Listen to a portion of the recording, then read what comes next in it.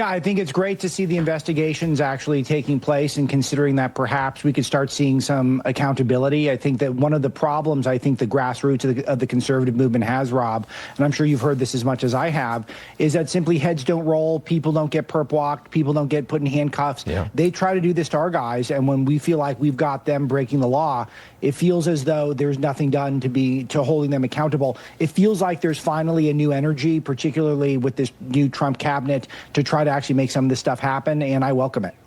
It still just seems to me almost impossible to imagine people like Hillary Clinton being indicted. I mean, we watched Trump get hammered with indictments and felonies, but I still just can't see it happening. You think it might, though?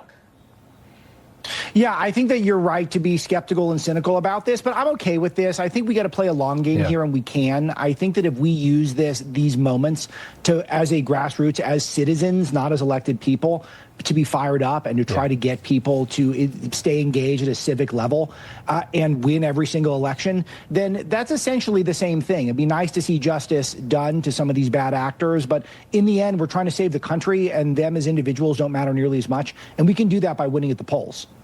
You have a new book, Breaking the Law, Exposing the Weaponization of America's Legal System Against Donald Trump.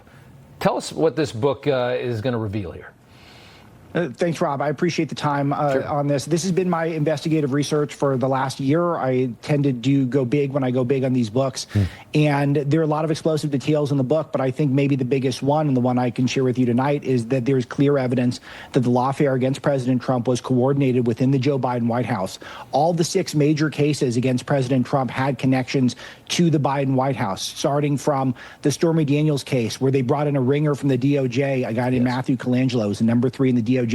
Came in to win that case. The Fani Willis case in Georgia, Nathan Wade, her boyfriend, who was a family lawyer, had no business on a RICO case at all, was repeatedly at the White House for 8 hours at a time. What were they doing? We know what they were doing. The E. Jean Carroll case was quarterbacked by Reid Hoffman, who is a frequent Biden White House visitor and a top Democrat bundler. The Jack Smith case, he was unconstitutional, violating the Appointments Clause. Still, he was allowed to operate with impunity for 18 months.